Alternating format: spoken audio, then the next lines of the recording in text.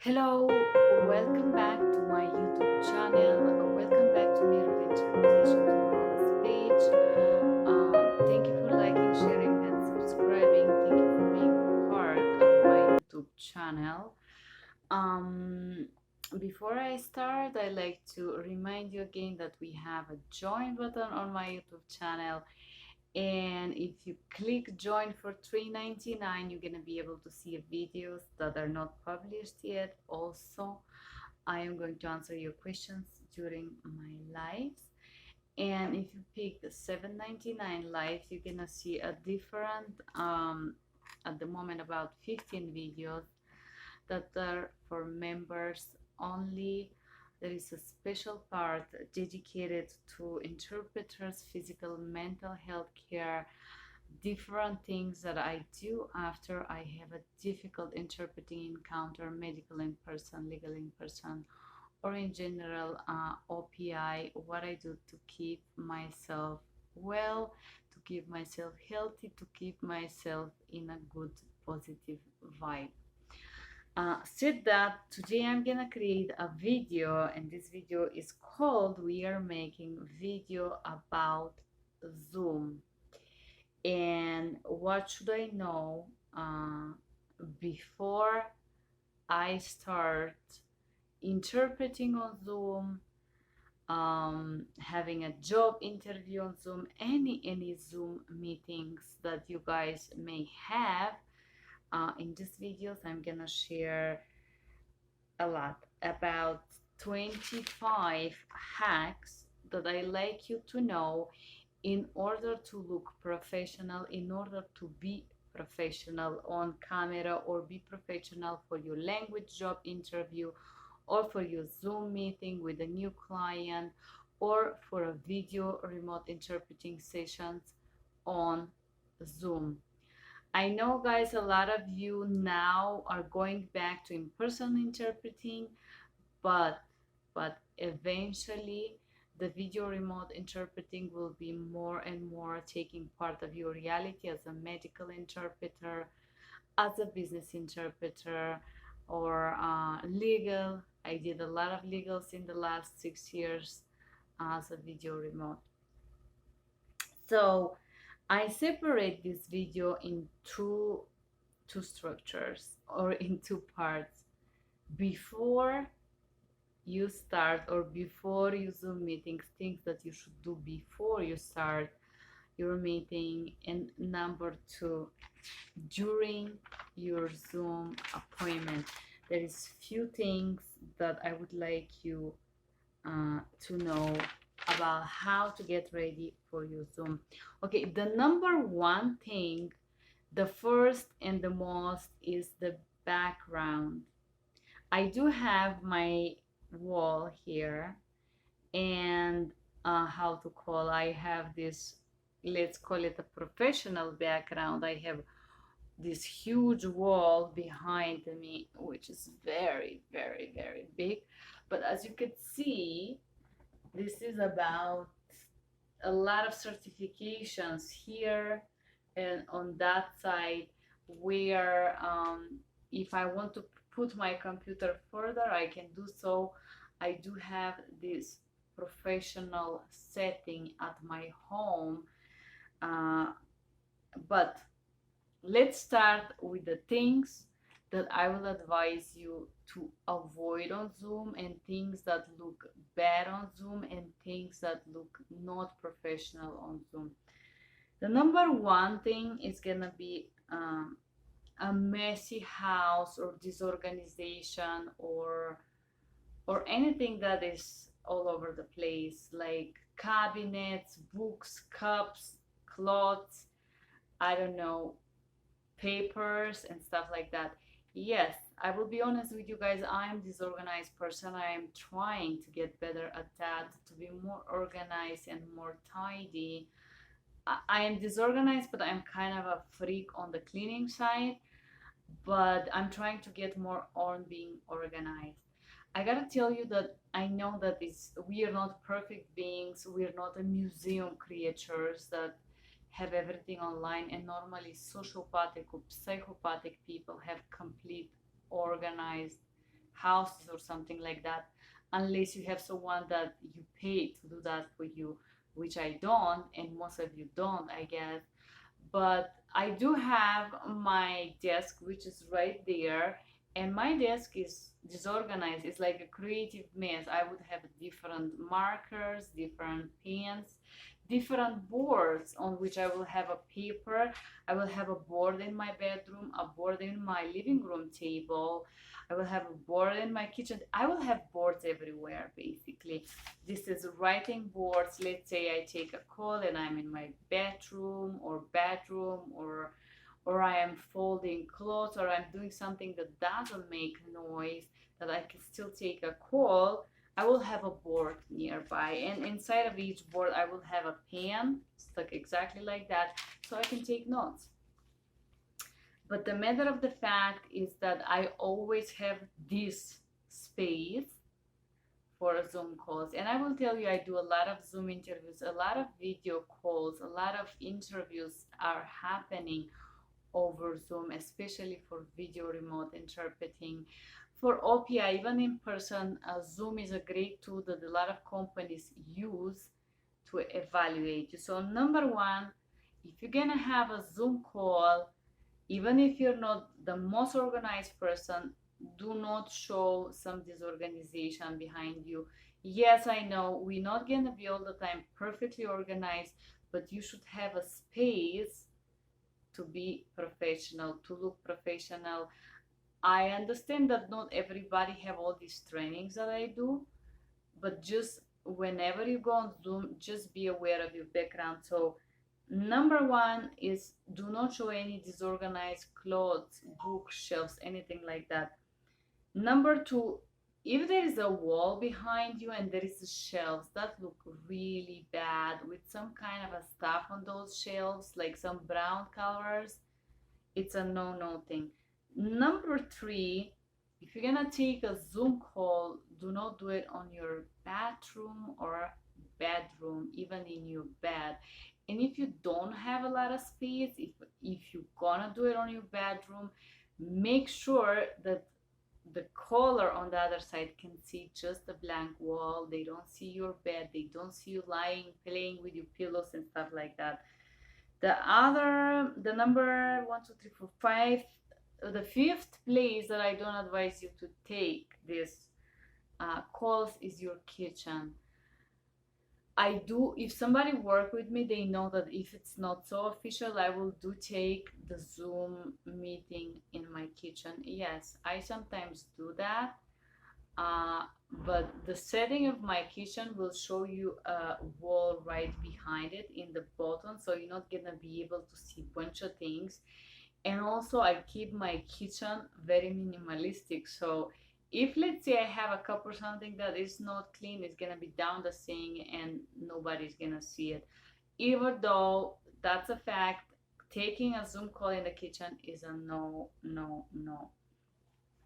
And the number six thing about your background, unless it's a professional something, item, certification, something that you see like here behind me, avoid personal items. And I mean, avoid fetish, I avoid pictures with your family, books, any kind of I will call them strange book. There is nothing strange to read about self-help or erotical books or anything like that. It's not appropriate for them to show in your work interview. They're distracting for whoever is on the other side. And here I'm teaching you how to look professional, how to see yourself from the other side. Basically, your background should keep your business, your private things for yourself. Keep your business for yourself, which means your private life should not be displayed on your Zoom meeting, your fiancés, or rings with your fiance or hearts picture. None of this is appropriate for a professional meeting, and also exposes your privacy. So the background should be professional background or neutral. I say neutral because very often I will use a white wall and I will put a Zoom background. If I put a Zoom background here on this wall, doesn't look very well, but I have many white walls around me that I can use. I normally use that wall to record on Zoom, or create a background with Canva, which I sometimes do if I have a different background upload on my Zoom that I can click and put there. But this is not a background, this is really my wall, this is really my home, and this is my certifications for interpreting. And the number 4, you can buy a background from Amazon, which is called backdrops or something like that. Forgive me, I don't have one, I know, shame on me. I used to have one. I bought this banner for, I ordered it, but the difference between the color that I ordered and the color that I come, it was very big. And so when this background come, if you see my first video, one of my first video has it, but it's not so good. So is in one of my wardrobes. I don't use it because it was not good quality. But these Amazon backgrounds are between 40, 50, 60, $70. Blue and green classic Zoom backgrounds. I am giving you these things in order to build your personal branding and look professional on any kind of a VRI interpreting or job interview. The number 2 thing that I will address, and I am maybe guilty of that, is that there is a background noises happening. Yes, they're happening in my home, around my home, my neighbors, outside on the street. I will separate this suggestion in 2. First of all, the noises that you can control. I'm talking about ventilation, TV, other phone blinking. Yes, I am guilty of that. Sometimes when I record, my phone will ring. I'm apologizing. Dog barking. Just make sure that your phone is off, the ventilations are turned off, and close the windows. The reason why I advise you to close the windows, first, you're gonna eliminate the outside noise, but sometimes, let's say in Denver, Colorado, there is this sudden winds that come that bring a summer storm or a winter storm, and this can very, very drastically shape your whole home and bring a lot of noise to your call. So I do advise the windows to be closed. So make sure that before you even start, you control the noises that you can. And the number 2, yes, there is not always perfect possibility to control all the noises, the neighbors dog barking, or the dog outside, or something happening around you. That's why I have this mic. This is a mic, but it's not only a mic, there is this box that is called sound isolating. I think this is the best mic I have. It's called Jabra, and it's about $120. I do advise you, this is a perfect tool. I love this mic. It makes a great job. It's a great, great tool. I advise you that. So said that, the number 2 thing about sounds and Zoom sound, sometimes, and lately I noticed, if you decide to use a plug-in mic to your computer like this one, when you log into Zoom and you have the plug-in mics, I have 2 different mics that I plug into my computer depending what kind of call I'm gonna do. This one, I sometimes get tired of it, and I have a more lighter headset that is on my box over there. So I use a different headset. And sometimes when you log into Zoom, the Zoom doesn't know which one to use. And then automatically Zoom pick a different mics, one to listen, one to talk to, and so on. So when you log in into your Zoom meeting, for some reason they cannot hear you. Same happening with LinkedIn meetings or other Facebook meetings or live. Sometimes happen to me on YouTube, imagine, because the spider or the brain of the Zoom doesn't know which computer or which sound system to use. So in order to fix that, you gotta go to Zoom to your profile and click on a small circle on the top where it said settings, and then a small window will open with all the settings, and you're gonna see there audio settings, and you're gonna click on audio, and a small window will drop off, and you will gonna be able to choose one mic. Make sure all the mics that you use is the same in order to make the Zoom sound work. If you choose a different mics for each of the settings of the sound, the Zoom is not gonna work, and the other part is not gonna be able to hear you. I have met that quite often on Zoom with other colleagues. The number 3 thing is called lights or lighting. The best thing is to have a window direct light. I have two huge windows there. I have a window here and I have a window on my left side. But sometimes when it's really cloudy and really dark, I advise you to have, let me show you, a ring light. Here I give you a bad example of what not to do, but I advise you to get a small light. It look exactly like that. I believe this one is about, I don't want to say something, but they're different prices, $30 to $70. And this one is also so good. Why? Because you can control the brightness of the light that comes in your face. If the daylight is not enough. Another thing I want to show you, if I put my light down, you see that the light is exactly on the level of my head, right? This is a hack that I advise to all of you.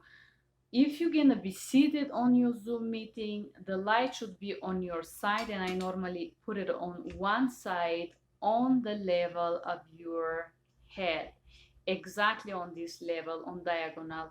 If you put the light from below, you're gonna look very strange, and if you turn on the light from the top, you also gonna look very sick and very pale and not professional.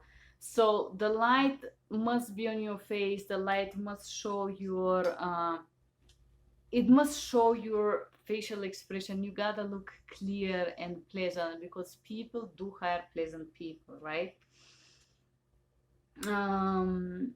Okay, the number 4, it's dress code. Again, I cannot stop talking enough about looking professional, but conservative. Yes, we women like to feel feminine, we like to feel beautiful, but it's very important to look professional. Do not show cleavage, do not show your breast on Zoom meetings, do not show how beautiful you are, because this is not a pageant, this is not a beauty contestant. You are there because you want to get that job, you want to pass that interview, or you want to learn something. Whatever is the case, just make sure you look professional. No cleavages, no heavy jewelry, light makeup, very light. And don't, I know in a lot of culture to have a hair in the eyes, these romantic movies that you're gonna see the hair falling down and somebody take it off. There is gonna be thousands of women that gonna put these pictures with hair right here or right here. Do not try to look fascinating and put the hair in your face. So we were talking about the hair. So make sure that your hair is tidy. Do not be a fascinating wind in your hair, the hair in your face. That doesn't look good for ladies. When I say heavy jewelry, I mean long earrings, heavy necklaces, heavy metal makeup. Yes, I do love black lipstick and some of this dark style, but I'm not gonna do it during my professional encounter. I'm not gonna do it when I teach you these videos. None of this. You gotta pick, right? And then for the gentlemen, make sure your beard is not over the place. If you wear a beard, go to barber. Make sure you look cured and you look healthy. If you look like a person who is with a messy hair and the beard is all over the place. Unfortunately, looking indigenous is not a good thing about the job. It's just gonna give a bad signal to people that like to take advantage of others, that they can take advantage of you because you don't take care of yourself. And clearly, it doesn't matter if somebody take advantage of you because you don't care for your own self.